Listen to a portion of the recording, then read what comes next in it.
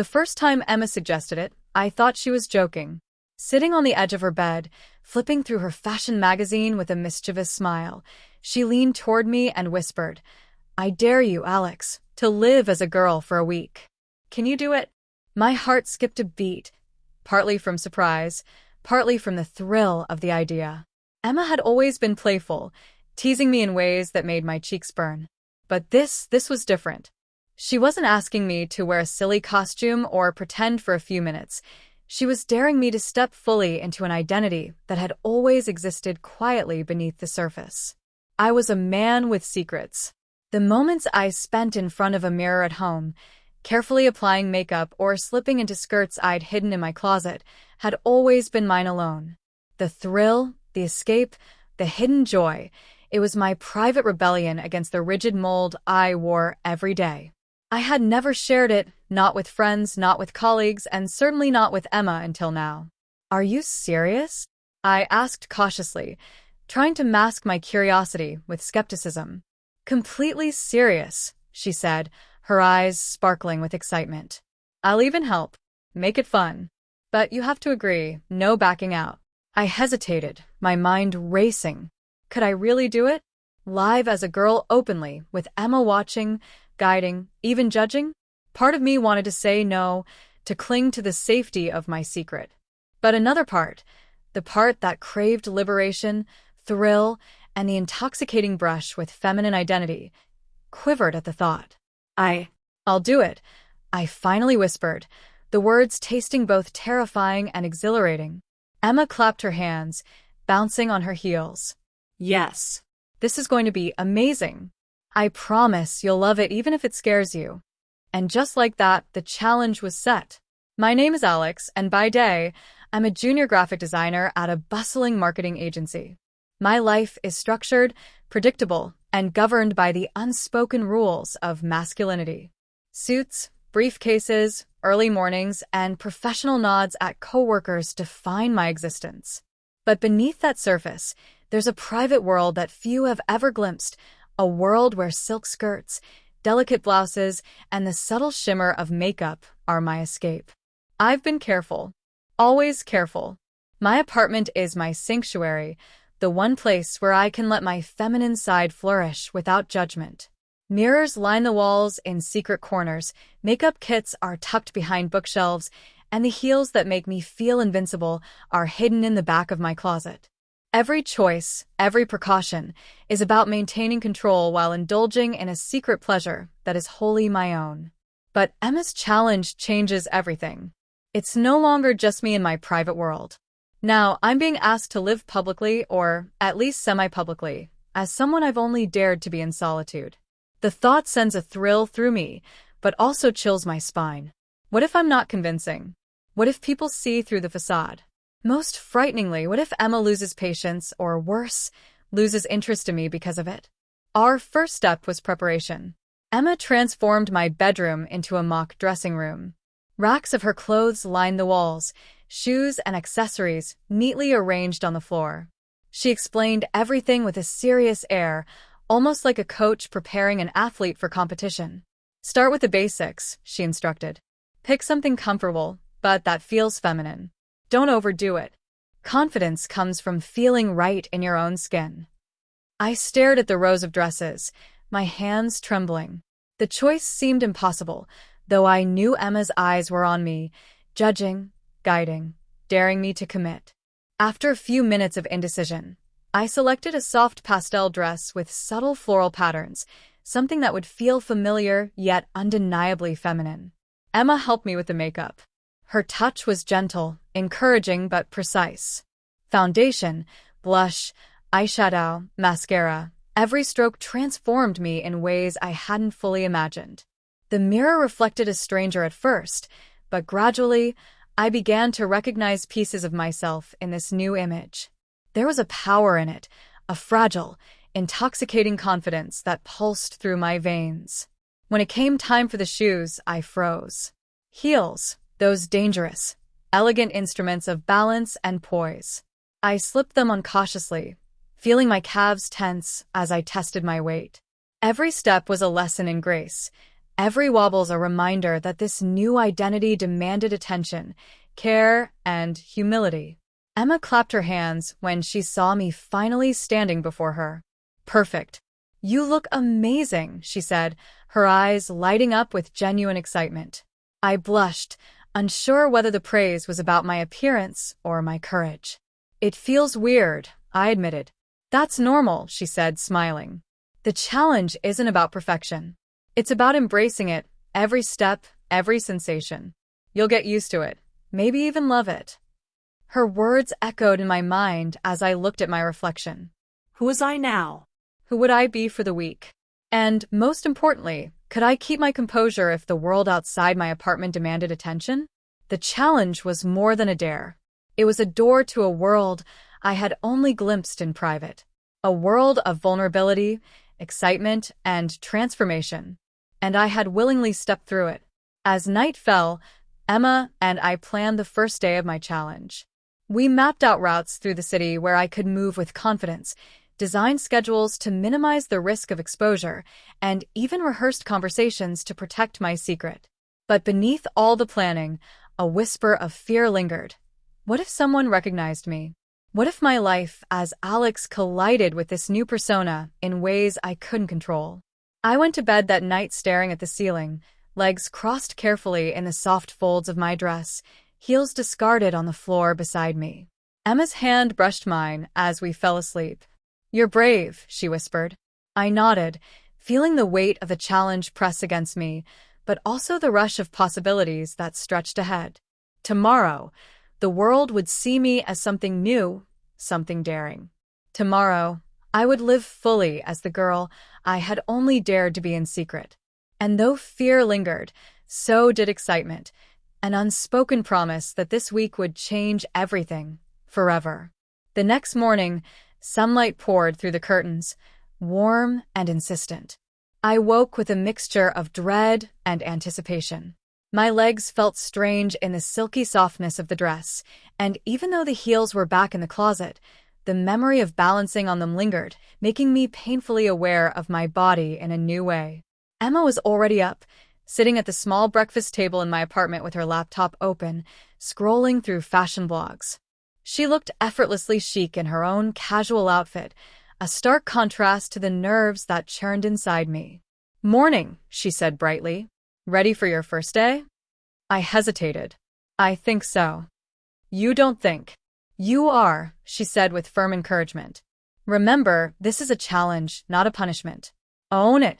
And I'll be with you the whole way, guiding, helping, making sure you're safe." Her words were comforting, but I could feel the pulse of anxiety thrumming through my chest. Leaving my apartment in this new persona felt like stepping off a cliff without knowing if the air below would catch me. We started slowly. First, a walk around the block, just me and Emma.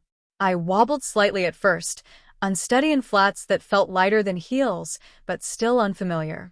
The air seemed sharper, the city louder, every passerby a potential threat to my secret. Emma held my hand. "Look forward, shoulders back, chin up. Confidence sells the illusion. People won't question it if you act like it belongs to you." Her instructions were methodical, but as we walked, I noticed something remarkable. My reflection in the shop windows. The stranger staring back at me had Alex's eyes, yes, but the softness of a completely different expression, a femininity that seemed both foreign and familiar. I realized I was starting to inhabit the persona in a way I hadn't anticipated. We returned to the apartment after the short walk, and Emma decided it was time for the first full cross-dressing session. She pulled out a new outfit, a tight but tasteful skirt paired with a soft blouse. She guided me through the process, applying makeup more thoroughly, choosing accessories, and adjusting the fit so that it looked natural, elegant. When she handed me a pair of modest heels, my heart pounded. I had worn heels before, yes, but never for prolonged periods in public. "Take it slow," she said. "Walk around the room first, get comfortable. Then we'll go outside." I slipped them on, feeling the height change my balance, the muscles in my legs tense with effort. With Emma by my side, I took tentative steps, each one a mixture of fear and exhilaration. The The sound of the heels clicking against the wooden floor felt both alien and thrilling. By noon, we ventured further. Emma had chosen a small cafe in the quieter part of town. The world outside my apartment was unforgiving in its scrutiny, but we took it slowly, walking in public spaces where the likelihood of recognition was minimal. Inside the cafe, I sat nervously, legs crossed and hands fidgeting. Emma sat opposite me, her expression unreadable but encouraging. I could feel every pair of eyes indirectly judging, every whispered comment a potential threat to my secret. "Relax," Emma whispered, noticing my tension. "No one here knows you. No one here can judge you. Just be yourself." Her reassurance was comforting, but my body refused to comply fully. The anxiety that came with visibility, the fear of exposure, the thrill of doing something forbidden, made me hyper-aware of every movement, every glance. I sipped my coffee, trying to maintain composure, but the sensation of being watched, of existing as someone both Alex and not Alex, was intoxicating. I felt a shiver of excitement, a realization that this challenge wasn't just about wearing dresses. It was about confronting my fears, my desires, and the thrill of living openly in a persona I had always hidden. Over the next few days, the challenge escalated. Emma devised scenarios to push me further: shopping trips, brief encounters with acquaintances who didn't recognize me, even short walks through busy streets. Each situation was carefully monitored, each interaction an exercise in confidence and composure. Internally, I struggled with a mixture of shame, excitement, and vulnerability.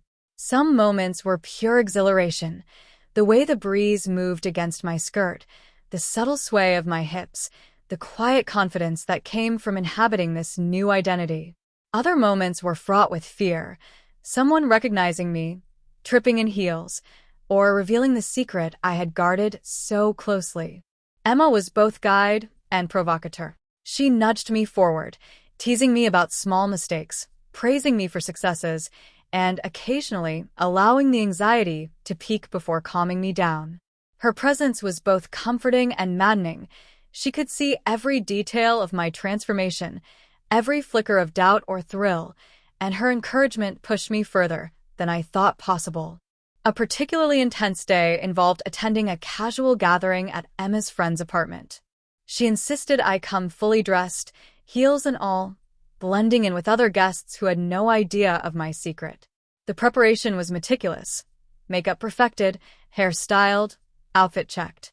I practiced walking, sitting, and even gesturing naturally in heels. By the time we arrived, my palms were sweaty, my stomach a knot of nerves. Inside, the room buzzed with conversation and laughter. I felt every pair of eyes, every smile, as both a potential threat and a confirmation that I could exist here as a girl. Emma guided me, whispering subtle tips and reminders. Smile naturally. Tilt your head. Speak softly but confidently. And then it happened, the first close call. Someone glanced directly at me, a fleeting look of recognition or suspicion crossing their face. My heart raced, and I froze, unsure if I could maintain the illusion. Emma's hand brushed mine, grounding me, and I forced a casual smile. The person moved on, oblivious. I exhaled slowly, feeling the adrenaline fade into a heady mix of triumph and vulnerability.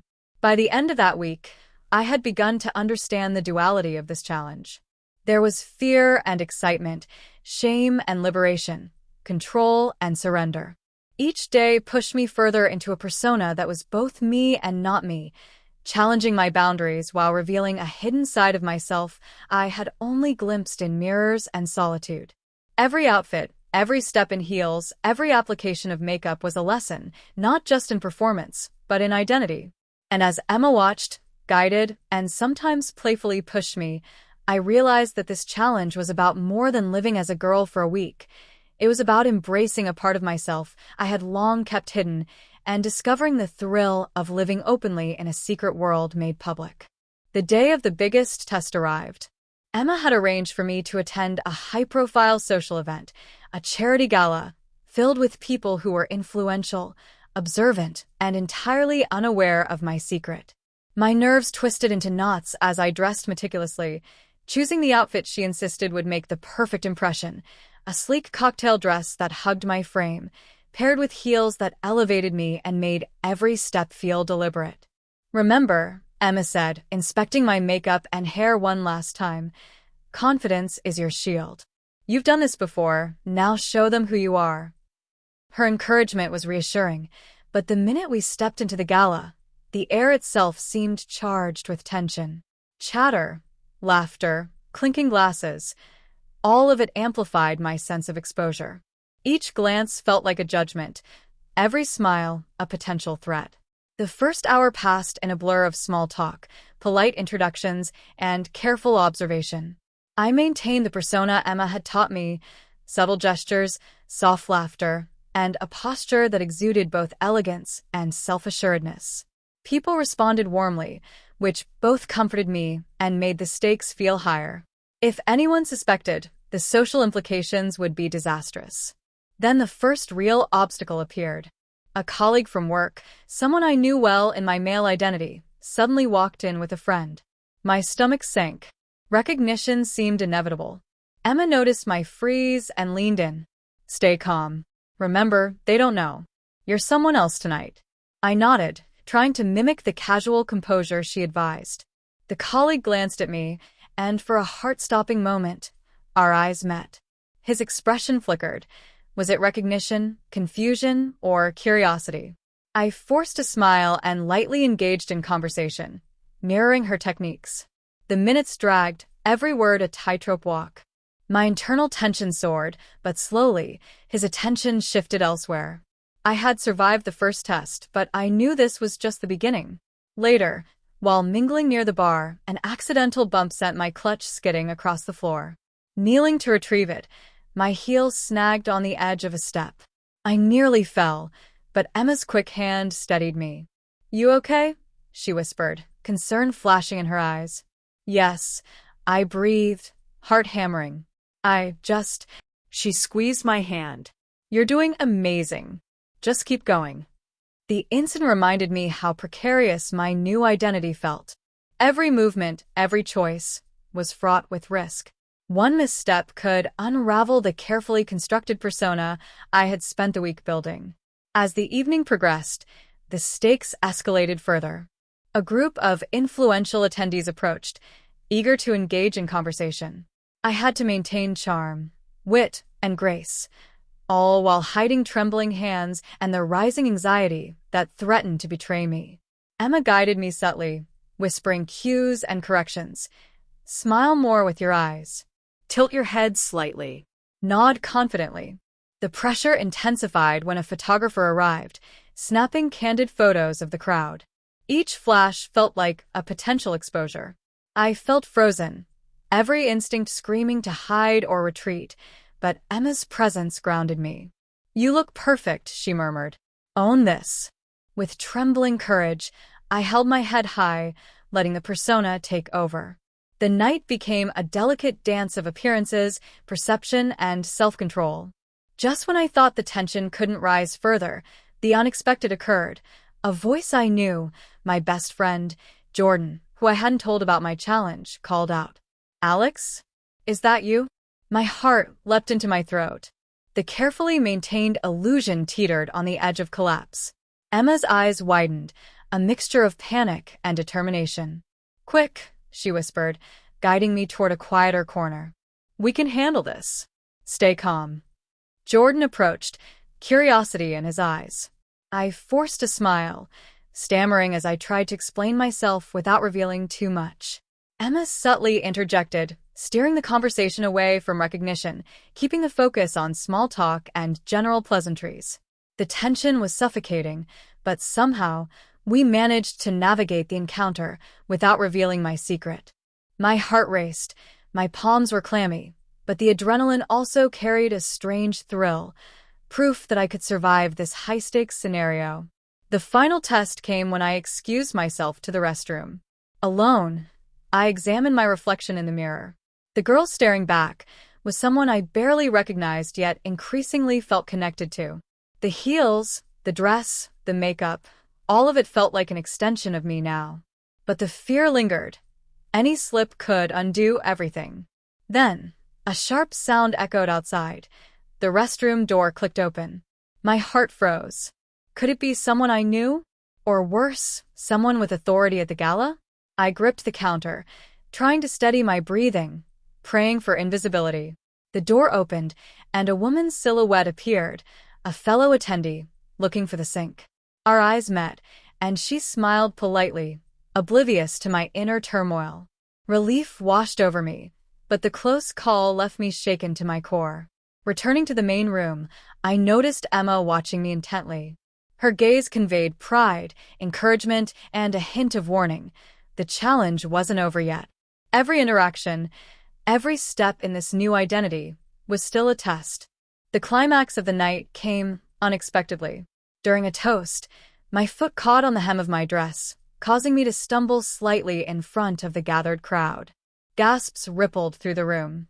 Emma's hand shot out, steadying me instantly. I flushed, heart pounding, but I maintained a smile, nodding graciously. The crowd's attention shifted quickly, their reactions mild.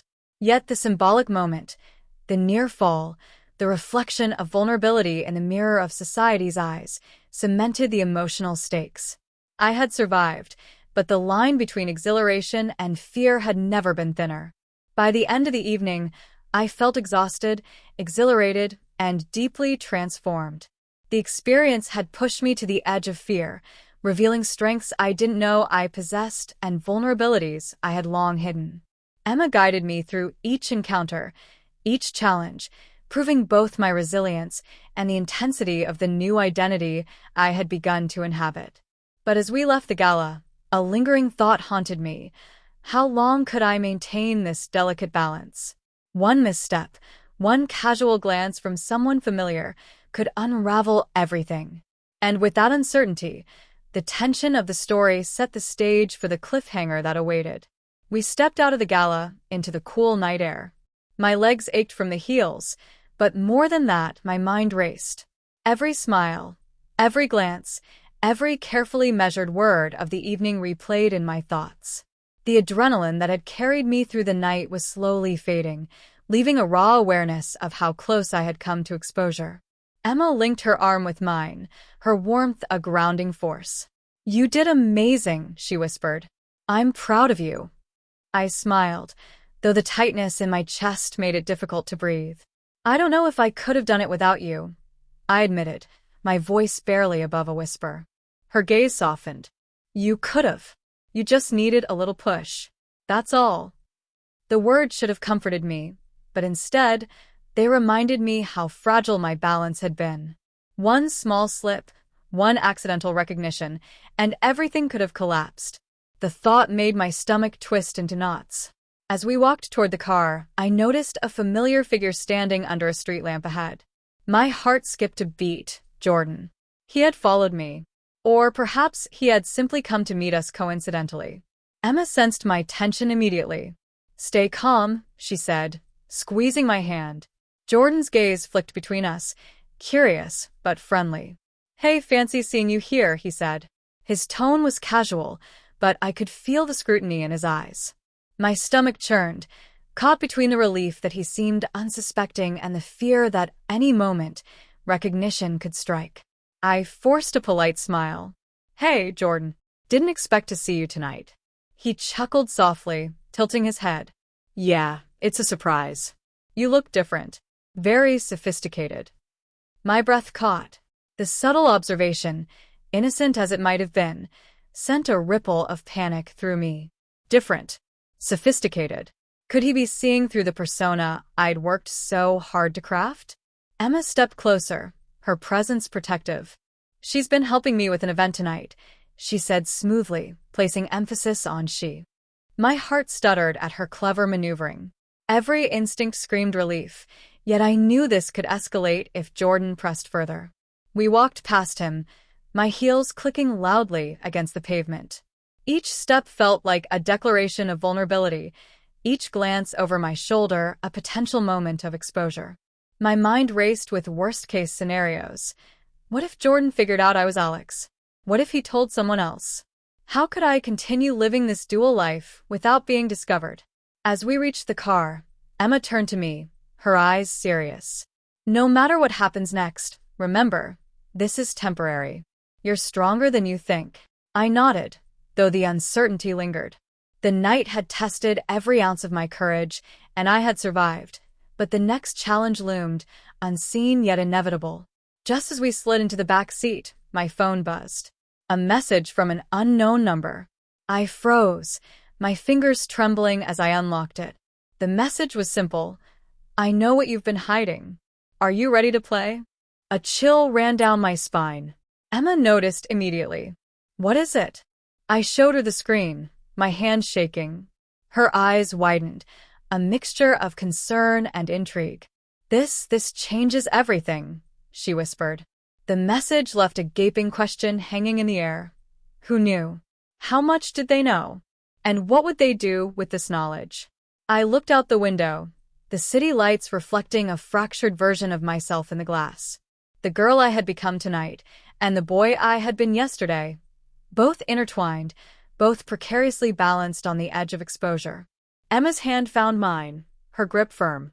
Whatever comes next, we'll face it together, she said, though even her confidence couldn't erase the fear that clung to me.